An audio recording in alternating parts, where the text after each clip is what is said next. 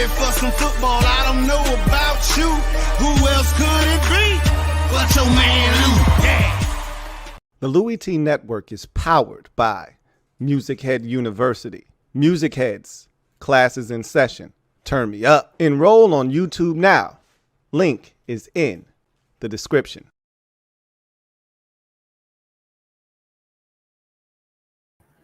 Who else could it be but me? You're me, Louie T. Welcome to Wildcard Weekend Overtime. Bills, Steelers game was very predictable. Felt a lot like the Dolphins and Chiefs game when you're playing in frigid temperatures. And not to say that the Steelers aren't more able to adapt, because I knew the Dolphins weren't going to adapt well to the frigid temperatures in Kansas City. However, the Steelers, this is more of their type of game, cold, physical, going to need to run the football, don't turn it over, see if you're in it at the end and try to steal it. But, I mean, they just, without TJ Watt, and I think I talked about this last night on a show. It might have been last night or the night before.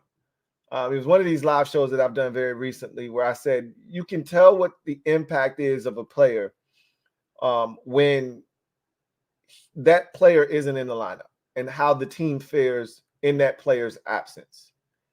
And I don't know what prompted that conversation to arise. I'm assuming someone didn't play from another team. I'm thinking it was a quarterback, and the team still performed relatively at a high level. And so it begged the question, does this guy even matter, et cetera, et cetera. Whatever the case may be, TJ Watt's impact is without question there. It's abundantly clear. They're now 1-11 in games that he does not play in since he's entered the league. They desperately needed him on the field. And they were going to lose with him on the field. But any chance of them winning starts with TJ Watt on the defensive side of the football. And with him not playing, you already knew that this was an uphill battle and they were going to have to score points. And to get it, Mason Rudolph, great story, end of the season, won 3 straight or 4 straight, whatever it was, to get him into this position. But he wasn't going to be able to. And when you get to this part of the season, quarterback play matters the most. This is when you find out who's contenders and who's pretenders. We saw Dak Prescott struggle again in the postseason yesterday because this isn't his portion of the season, right? This isn't when he plays his best. This is when he plays his worst. When the games matter the most, he plays his worst. Well, we already know what Josh Allen is about this time of the year. Has always netted the Bills victories, but it hasn't been usually because of what Josh Allen has or hasn't done. So this was a tough, tall task for the Steelers. They fought after falling behind 21-0, but they ultimately fall in this game 31-17 to the Buffalo Bills. I've already told you, where I stand. I've already said the Buffalo Bills are going to the AFC Championship game. Notice I didn't say the Super Bowl because I expect them to meet the Baltimore Ravens there. I made that statement when the Bills were 11th in the AFC, right? Now they're second, and it kind of worked out perfectly because in order for them to get to the AFC Championship game, had they not won the division, they would have had to gone through Baltimore first. Now they don't have to see Baltimore until the championship game. So I feel really good about that. Whether they beat Baltimore or not, doesn't matter. My hunch would have already come to fruition if they get to the AFC Championship game. Now they're going to have to go through Kansas City next week. But this isn't the Chiefs that we're accustomed to seeing. The question is, they've played them already. They've beaten them already, okay? The question is that Chiefs defense good enough to beat Josh Allen? That's what it's going to ultimately boil down to. We'll talk about that next week, but let's talk about this game quickly.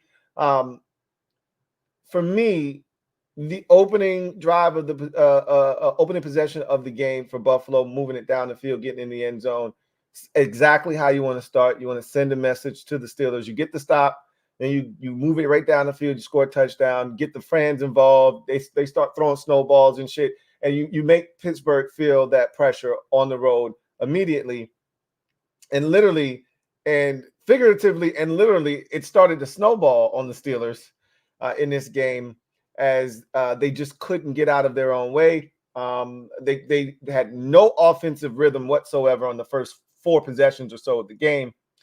And if not for and meanwhile, Josh Allen has it going. He's connecting with the tight ends. He had 4 different touchdowns, or the Bills scored 4 touchdowns today. 4 different players scored those touchdowns. Khalil Shakir had one. We'll talk about him here in a second. You had Knox with the first touchdown of the game. Then you had Kincaid with the second touchdown. And then, if I'm not mistaken, James Cook probably got in on the ground for the 3rd touchdown. Whatever the case may be, this is a dangerous Buffalo Bills team. They started out this game like gangbusters, 21-0. They were dominating. Josh Allen had the 52-yard run. That's who the 3rd touchdown came from, which was an extraordinary run. We know what he's fully capable of. Tony Romo kind of highlighted that Josh Allen is a different animal in the playoffs as a runner, and you saw it again tonight. He had over 70 yards rushing to Josh Allen by himself. The Bills as a team rushed for over 160 yards in this game. So again, they controlled the game on the ground, something they've done a much better job of since Joe Brady has taken over as offensive coordinator. You saw the balance that's going to be necessary for them to continue on. Allen never put the ball in harm's way in this game. That's always something that you look out for with him. We know he's a playmaker. He can give it, but he can also take it away. There was no issues with that whatsoever in this game. He protected the football, ran it when he needed to be run.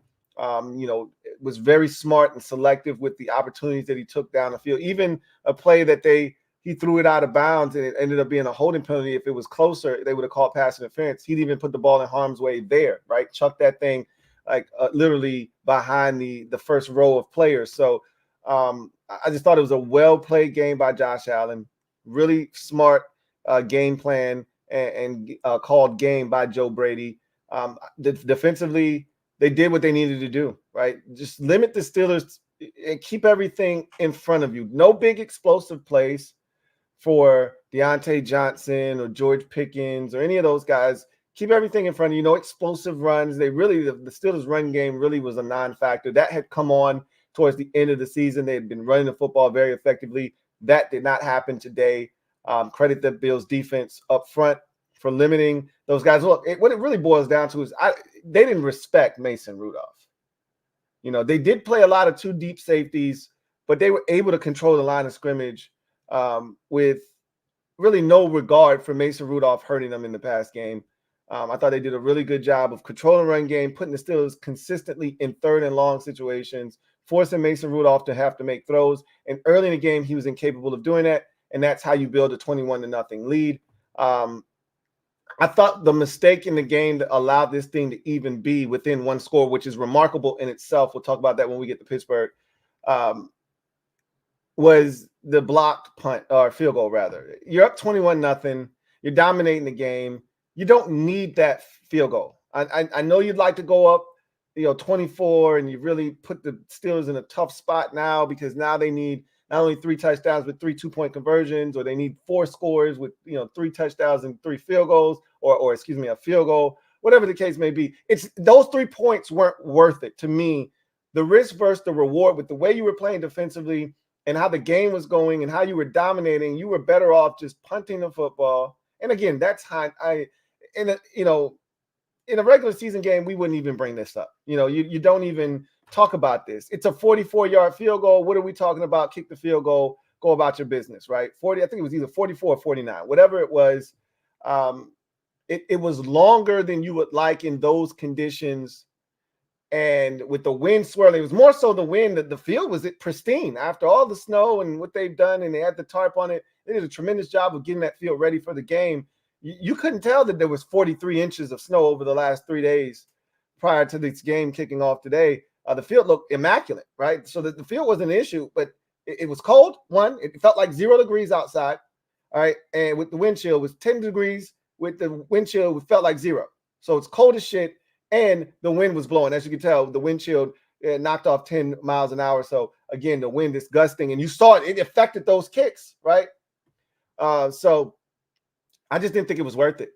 You punt that football. You force the Steelers to go 92 yards or 90 or 88 yards for a touchdown, something they hadn't even come remotely close to doing at that point of the game. Or I told a story because Elam had a big pick, and we'll talk about him here in a second. But that changed the whole tenor of the game, and they got the touchdown, did the Steelers after that, and it made it a ball game. But when it was all said and done and plays had to be made, the Bills made the plays in this game to get them in a position to win this game 31-17. And the big play at the end was the Khalil Shakir catch and run on a shallow cross, breaks the tackle of Minkah Fitzpatrick. And I've talked about this already with Buffalo. Somebody else has got to step up. All right. There was no Gabe Davis tonight. He injured himself in the last game against Miami. We'll see what his status is for the game next week against the Kansas City Chiefs. But he wasn't in the game this week. But that doesn't matter. Even when he plays, you still needed a third receiver to step up. This is what they drafted Khalil Shakir to be, that third option. And he's really morphed into that this year, especially the back end of the season. He stepped up and been huge. And that catch and run is another example of somebody else making a play. We know we got the two receivers when Gabe Davis is in the lineup with Diggs. And Diggs hasn't had a massive game, and I can't remember how long. It's been a while since he's had an impactful game, over 100 yards. I can't even tell you the last time he caught a touchdown pass. And it's been a long time. But he's still impactful because you still have to pay attention to him. There's a big third down. Josh Allen's rolling out, throws across his body to who? Of course, Stephon Diggs. And that was a big play. And that ended up aiding that drive that was capped off with the Khalil Shakir touchdown catch and run. So you need other guys to step up. We know the two tight ends are there. We know the running game, and James Cook out of the backfield as the pass catcher also can affect the game. But they needed another receiver. Khalil Shakir stepping up, being that guy. And that to me makes them that much more dangerous on the offensive side. And then I wanted to just quickly talk about Elam. This is a guy that they spent the first round pick on, I think 2 years ago now, maybe a year ago. Whatever the case may be, Bills fans have been extremely frustrated with his lack of production. Hell, most weeks he doesn't even get on the field defensively. Some weeks he's probably not even active. But due to the injuries at the cornerback position, and most notably now not having the former Green Bay Packer who they traded for at the trade deadline, who came in and has been magnificent for them and had the pick six against New England. He was out of this game, and because he was out, they were very thin at corner, and so Elam got a chance. He had a pass interference that put the ball essentially inside the 5-yard line. And then he makes up for it with the pick, and that was a huge play. It kept Pittsburgh off the scoreboard, kept the momentum in the favor of Buffalo, and that was a huge play early in the ball game. Any points there, even a field goal by Pittsburgh to kind of stop the bleeding, so to speak. At that point, it was 14-0. Any points there to stop the bleeding would have been impactful for them. To get nothing, kept that momentum in the favor of Buffalo, and again, kept the Steelers pretty much at bay. Well played game all the way around, except for the block punt by the Buffalo Bills. This is the kind of game you expect for them at home in those cold temperatures. Ran the football. Josh Allen had a clean game. Found all kinds of different receivers. Tight ends were huge. You were able to find Diggs when you needed him. You were able to hit Shakir, and he makes a big play. So everybody contributed. Big win for the Bills. They move on to the divisional round where they'll host for the first time in the Allen-Mahomes rivalry. They will host the Chiefs in a playoff game at home. Normally, this thing is being played at Arrowhead. And coincidentally enough, it feels like I'm talking about Tom Brady here, because for so long, Brady was always the number one seed that he never played a road playoff game. I don't know, how long it took Brady to play a road playoff game in his career, or how many of them he's even played, because it's not a lot. Very often, they were the number one seed in the AFC. It wasn't until the latter stages of his career where they started becoming the 2 seed or the 3 seed. They'd still win the division, but it wasn't always as the 1 seed. Anyhow, this is Mahomes' first year in the postseason not being the number 1 overall seed in the AFC. So he's got to go on the road. This will be his first road playoff game of his career. That is fascinating to me, as he's been in the playoffs now 6 years straight. He's never played a road playoff game. So we'll see how he fares in that regard. But big game for the Bills after taking care of business against the 7-seeded Pittsburgh Steelers. Quickly on the Steelers side of things, look, valiant effort. You knew they were shorthanded without T.J. Watt. You knew they were already at a disadvantage because Mason Rudolph is your quarterback. So the fact that they were even here was a testament to Mike Tomlin getting it done again. But we knew how this thing was going to end, right? The fact that this was even a 24-17 ball game in the fourth quarter after the Austin touchdown speaks volumes to just how good of a coach Mike Tomlin is, because again, we watched the Dallas Cowboys get smothered at home down in a similar situation, and we watched them essentially quit and get their asses handed to them by the Green Bay Packers. That score at one point was 41-16, right? The Steelers would have none of that. You know, they were down 21-0, just like the Cowboys were down 20-0, and the Steelers could have folded the tent. They could have let the rope go. Instead of getting that defensive stop, forcing that field goal, and having it get blocked and give them a chance to get back in the game, they could have just gave up a touchdown on that possession, gone down 28-0, and this game could have turned into a rout. But instead, they block the field goal. They go get a touchdown. They get a stop before the half to ensure that Buffalo doesn't do any more damage. They get the stop to start the second half. And just like that, they get a field goal. It's 20-10. They're back in this ball game. So, or it's 21-10, excuse me. And they're right back in this ball game. Now, they would go on to give up the field goal. Then they would get stops. They would stay in the game. And they got a touchdown. And they cut this thing with about 7 minutes to go to a one-score game. Who would have thought when it was 21-0 that we would be talking about a 7-point ball game midway through the fourth quarter? Not me. But obviously, they weren't able to get the stop when they needed it the most. Buffalo goes down the field, scores the touchdown, and ends up winning the game 31-17. Solid performance by the Steelers. Again, they were shorthanded, as most teams are this time of the year. That's not an excuse, but when your best player isn't playing, and T.J. Watt, you could argue, is the best non-quarterback in the postseason, offense or defense. You could argue he's the best non-quarterback player in the postseason. He does not suit up. We've already talked about the record for the Steelers when he does not play.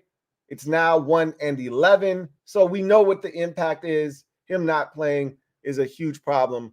And we saw why tonight. The defense just did not have their fastball. So offensively, the Steelers have some questions to answer in the offseason. What are you doing at quarterback? Obviously, that's not how you want to end the season with Kenny Pickett in his second year. Essentially, you've sent the message to him that his play was not good enough. Tomlin said, look, we went with the hot hand. I don't blame him. Mason Rudolph was playing better than any of the other quarterbacks had played since, again, and we've had this conversation several times since, but he's playing better. He had played better than any of the quarterbacks since Ben Roethlisberger retired. So it made a lot of sense to just stick with him, but it's still Mason Rudolph at the end of the day. So unless he changes the narrative, you just felt like they didn't really have a shot. And, he did throw the one interception, but outside of that, he was actually pretty solid today. Didn't do anything foolish with the football. Again, the one interception was a big one because it took points off the scoreboard, but at the end of the day, he had a solid performance. They didn't have enough defensively when it was all said and done. They didn't stop the run well enough. They didn't get pressure on Josh Allen enough. Too many third down runs for Allen where you knew his legs could be a problem. They just weren't able to get the stops that they needed to get when the game was still right there, especially the one at the end, 24-17. Your offense goes down and scores. You need a stop. And this is what I talked about. This is when T.J. Watt is his most impactful. That's the possession where T.J. Watt gets a sack fumble or he gets a pressure that draws a holding penalty, pushes the Bills back to second and 19, and then you get off the field on third and long. Like, that's the impact T.J. Watt has. Or, he has pressure that forces Allen to do something he doesn't want to do, or Allen forces something because it's 2nd and 19 and he thinks he needs to get a big play. Like, they never put the Bills in that position because they didn't have T.J. Watt. But at the end of the day, this felt inevitable. Like once we figured out the Steelers were the 7th seed, I'm like, oh, the Bills couldn't have gotten an easier draw to get to the second round. Now let's see what they do against Kansas City. And, another interesting dynamic for the Steelers is that Mike Tomlin, seems, I won't say it's burnt out, but I think he kind of feels stuck. Like there's no real chance to win a Super Bowl with the roster that he has right now because you're not going to win with Kenny Pickett. And, you look around at the talent that's there. It's enough talent to win, but win what exactly? The AFC North is loaded. Lamar exists in that division, and Joe Burrow exists in that division. And even though Watson is not living up to the hype, Watson is in that division. You have the worst quarterback situation, and it's not even close. And for them to even be in a position to compete in that division is amazing. But again, competing for what? The Steelers, they have won the most championships in the NFL, tied with the New England Patriots. There's a standard that's set there already. So it's Super Bowl or bust for them. They're not happy with winning the AFC North. They're not happy with winning a playoff game, which they haven't done in a while, which is what a lot of fans are talking about. But it's win a Super Bowl, and they're not in a position to do it. So he says he's going to go home, mull over the decision, what he wants to do. He's a lifer. He wants to coach ball. I just think he feels kind of trapped, stuck. Sort of like how Sean Payton felt in New Orleans when he, retired, which he really wasn't doing. He just wanted to get out of New Orleans. And I kind of think Tomlin's in a similar spot. He wants out, maybe, or he just like to explore other options. But he loves it in Pittsburgh, don't get me wrong, but I think he would love to win, and he just doesn't feel like he sees a path to winning with their current setup, if that makes any sense. Anyway, I digress. Let's get to the comment section. See what you guys have to say as we get underway here shortly in this nightcap of this third and final doubleheader of Wildcard Weekend, Bucs and Eagles. HTTR for life. Thank you for the super chat. Greatly appreciate you. Thank you for being a member of the MOBB, who writes, forward to the coin toss bowl, Bills versus Chiefs. That's exactly why we have the rule, right? So it's going to be fascinating. There was controversy probably each of the last 2 or 3 times these two teams have squared off. And so we'll see what happens in this next one, right? HTTR for life. Thank you for the super chat. Greatly appreciate you. Thank you for being a member of the MOBB. Double up. Thank you for doubling up. Who writes? Oh, also last night's super was about law. I don't remember what the super was last night. You'd have to refresh my memory. Christopher McLaughlin. Thank you for. Oh, okay. I remember because I said it felt like you were trying to get me. It felt like it was luckish. I remember now. Yeah. Okay. Gotcha. Christopher McLaughlin, thank you for the super chat. Greatly appreciate you. Thank you for being a member of the MOBB. My guy, Chris. Let me see this TV here. This game's about to get underway. My guy, Chris, writes, hey, Lou, hope all is well with you and the family. Likewise, Chris, as always. Really appreciate you.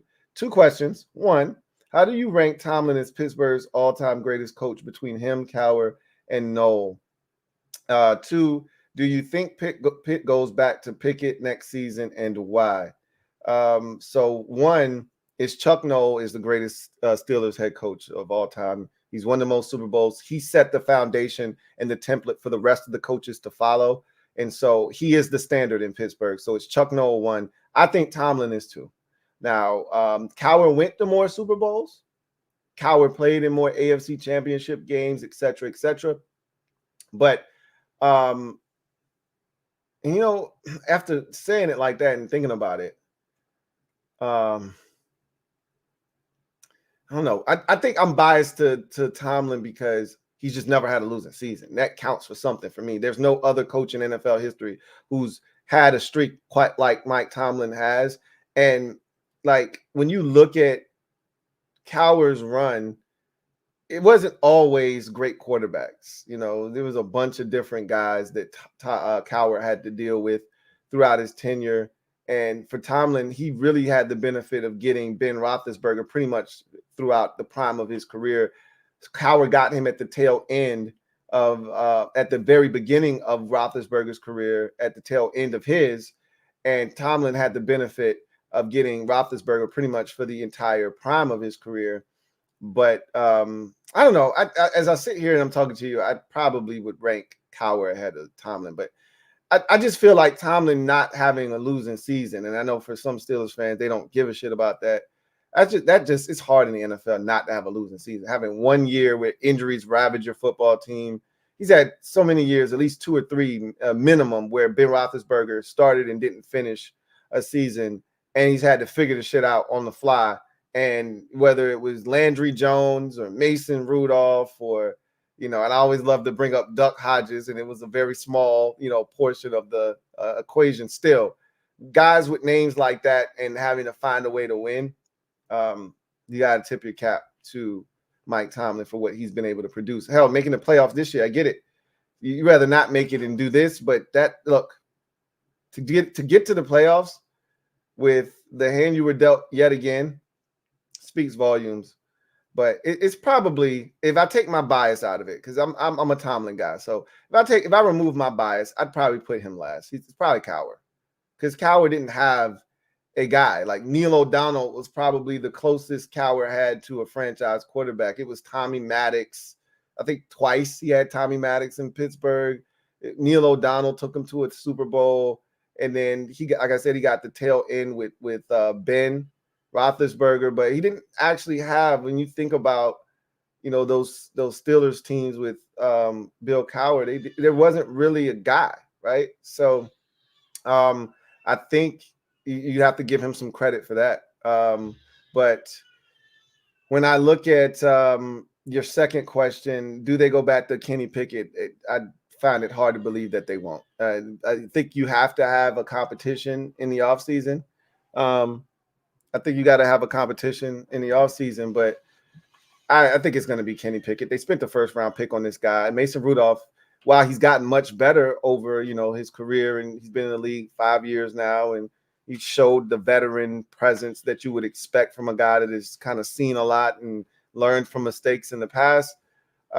There's no upside there, though. Kenny Pickett is the guy that provides some sort of upside, even though you may think it's not as high of an upside. It's still the guy you spent the first-round pick on. I don't think they're going to give up on him after 2 years. So my guess is Kenny Pickett is involved in a quarterback battle next offseason, and he's going to be essentially going into camp with the keys, but they're like, hey, you get the keys to the car on Tuesday and Thursdays, and then we're going to give Mason the keys on Mondays and Wednesdays, and then by that time, Friday and Saturday, we'll figure out who gets the keys on Sunday and Monday, and then we'll do it all over again, right? So we'll see what happens. I think Kenny Pickett's going to get a chance to start when it's all said and done. Christopher McLaughlin, my guy Chris, thank you for the super chat. Greatly appreciate you. Double up. Thank you for doubling up. Who writes, hey, Lou, 2 additional questions. One, what AFC team still in matches up best in the Super Bowl against the 49ers if things hold the form, and why? And what, a non-playoff question, what are your thoughts on Harbaugh potentially being the head coach of the Chargers? Well, I expect him to be the next head coach of the Los Angeles Chargers. That's always been my expectation this offseason. So I don't really think much of it. I think that I still question how good of a fit that is, because Harbaugh is a run-first coach. He is an old-school mentality guy. I know a lot of Chargers fans want that in LA right now. They feel like they've lacked discipline. They lack physicality. They're always leaning on Justin Herbert to throw the football 35 to 45 times a game. And they would like to see a bit more balance. And while I love that mindset, I think Harbaugh leans a little bit more towards the running the football end of the spectrum than being balanced. And so I don't want to waste Justin Herbert. It's a much different NFL than the last one that he coached in.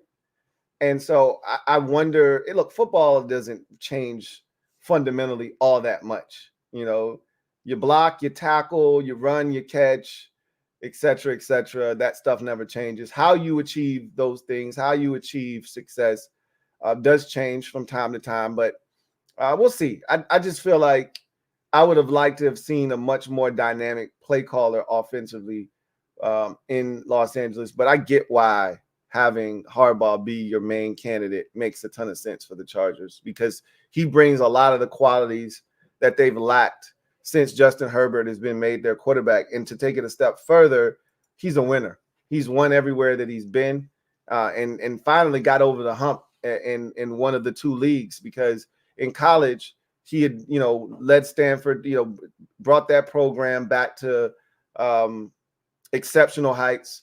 He did wonders with the San Diego program before going to Stanford. Then he came to the NFL, lit it up with the 49ers, took them to the Super Bowl, but again, never won anything, right? Didn't win that Super Bowl. So it'll be, I still think he's really best suited for the college game. But I think at his core, in his heart, he wants to be an NFL guy. But I think his style of coaching and what he does is better suited for college football. And I don't know if there was never any scandal and the whole sign stealing thing or whatever, what transpired. I don't know if he'd actually be looking, but remember, he was interviewing last year, right? So it's not like this just came out of nowhere. He was interviewing last year. So he's shown interest in going to the NFL multiple times. So we'll see. Bucs get the ball first. Nice little strike to Cade Otton. And you see right away, and not that the Bucs are a really good rush offense anyway. They're one of the worst rushing offenses in football. But they've come out and immediately set the tone. Hey, we trying to throw the football on these bums because we know we can. I expect them to run the football here on this next set of downs, though. But they haven't run it all game long to this point. Another play action fake. Mayfield drives it wide open. Mike Evans. This is a trash Eagles defense. Like, if they can protect Baker Mayfield, he's going to eat against this Eagles defense, right? He's going to cook. And they know they can throw the football at will. The question is, will they remain balanced? We'll see, because they haven't run it yet. But I think that's part of the game plan, is to throw the football against them, because the Eagles are trash defensively. Man, I mean, Mike Evans was wide open on that play. I don't even know why he had to fall down to catch that. Guess he just wanted to make sure he made the catch, because he stays on his feet, he probably gets another. Now they're running the football, and that's a gain of 7, 8. That's a gain of 8 on the first run of the game. And like I said, the Bucs are not a good rush offense. So right now, this first 15 that they got scripted, coming off beautifully. And what we've seen in these playoff games, and I'm about to let y'all go so y'all can watch this game without my commentary, but what we've seen in these playoff games is the team that scores first and sets the tone has been the team that has really controlled the first half of the game, and largely in part built, leads that have ultimately turned into insurmountable leads. So scoring first has been really big, and good run there. Good second and third effort there by White to get that first down. Every team that we've seen go on one of these 10, 11 plays, 75-yard drives to kick off the game, whether it's Green Bay, whether it was Detroit last night, whether it was Buffalo today, whether it was Kansas City in the game on Saturday, every team that's done that, the first team to score, and it was a masterful 10, 11-play drive right down the field, they've won the game. And it's really been handily winning the football game. It stands for Detroit. So, but the Detroit Lions still won the game. Now Rachaad White is getting busy, and that's 3 straight runs, a first down, and then another 7 right there. So this Eagles defense is struggling right out of the gate as the Bucs are moving the football down the field. We'll see what happens. But you asked me what AFC team still is the best matchup. It's got to be the Ravens, right? I mean, I still think the Bills would be just as good of a matchup for them as Baltimore, but we've already seen what Baltimore has been able to do against them. And I'm pretty sure if they had it their way, they would want to see Baltimore again, because they got embarrassed. And that wasn't supposed to happen. Yeah, that looked like a bad play from the jump. He went to fake the ball. The running back wasn't there. Yeah, that looked a little janky. But in any event, it's got to be the Ravens. They are the best challenge for the 49ers. And again, you are assuming that the 49ers make it to the Super Bowl. Look, it's not going to be easy against the Packers. I expect them to beat the Packers. But the Lions, if the Lions make it like that, that's going to be a serious game. Like, the Lions are legit. And I'm not blown away by San Francisco's pass rush. And if they can't get to Jared Goff, it could be a long day for them. Nope, that ain't going to work. Eagles defense. Wow. James Bradbury can't tackle. Yikes. That's not supposed to happen. Okay. Anyway, Ash, thank you for the super chat. Greatly appreciate you. They should be kicking a field goal right now. That's terrible. Two dudes standing there waiting on him, and Bradbury misses, and the other guy over pursues, and yikes. That's nasty, boy. That's frustrating. And you as a defensive coordinator, you dial it up, you get what you need, you get them to check it down, short of the sticks, you rally up your tackle, you force them to kick a field goal, and your guy can't make a tackle. That's how you lose football games. If they get a touchdown out of this, that's a marker break there. That's a play that you mark down. Baker using his legs, slide. Okay, that's a hell of a run there, Bake. That's a gain of 7 when you easily could have got sacked. So it's good to see the mobility early. They're going to have to keep Baker upright, though, because he did injure his ankle, and I told y'all about that last week. He still got the ribs, too. But this is good mobility by Baker to get out of there, slide before you take any hits. And people forget Baker is a quality athlete, man. I ain't going to tell you that Bake's the best athlete, but he can move. He ain't Jared Goff back there, right? They're on a 9-play, 65-yard drive that's ate up 5 minutes of the first quarter clock already. Oh. He went to the end zone to Cade Otton, had him, and just off his hands. Looked like the defender was diving at his legs before he caught it. I'd like to see the replay, but no flag. Let's see if he was down by his legs. Yeah, he's already grabbing and tackling him before the ball get there. I thought it was early. What are we doing here, refs? Yikes. So it's going to bring up a third down in about 3. It's a big third down. They had him third down and 3 the last time and let him off the hook. Let's see if they can convert this time.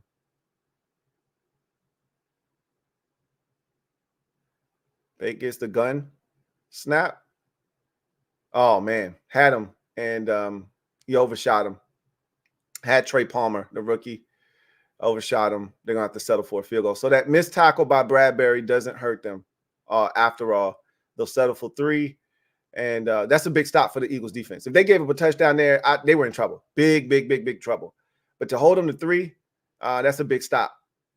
Because if you're Tampa Bay, you wanted to set the tone that, hey, your defense is trash, and we just want to let you know right out of the gate your defense is trash. By them getting this stop, that gives them some confidence. If Tampa Bay wants to win this game, it can't be a high-scoring game anyway, though, because that's not who Tampa Bay really is. So good possession to start the drive, the game off, but you would love to see them get 7 there. Got 3. And now the Eagles will get on offense, and we'll see what they look like there. Ash, thank you for the super chat. Greatly appreciate you. Who writes, if I'm Pitt, I would go after Russell Wilson or Fields. I always felt like they were in the market for Fields. I don't really see them as a Russell Wilson destination.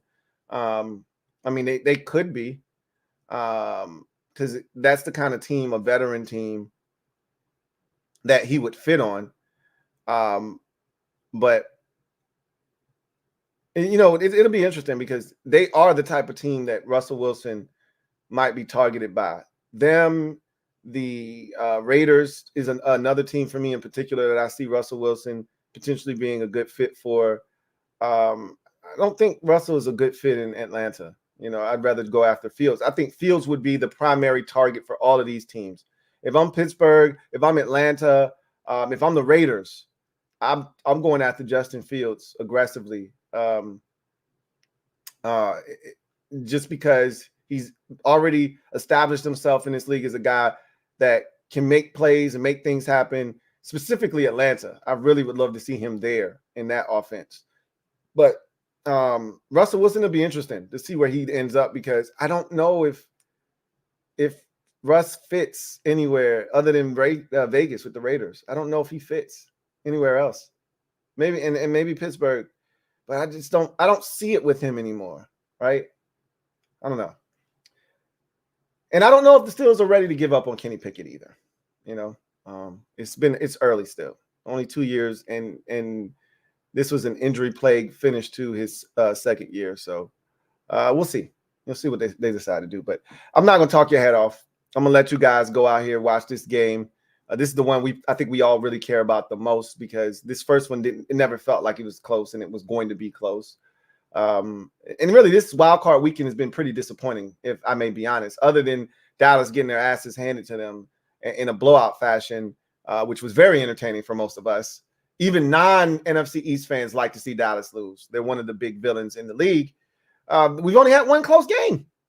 One close game this entire weekend. Of the 6 games, 1 so far. Let's see if the Bucs and Eagles give us great theater, or do we get another sound thrashing in this ball game? Either way, the Bills survive and advance 31-17 over the Pittsburgh Steelers. The 2-seeded Bills will host the 3-seeded Kansas City Chiefs in Mahomes' first road postseason game of his career. That should be a good one. So we know the matchups in the AFC.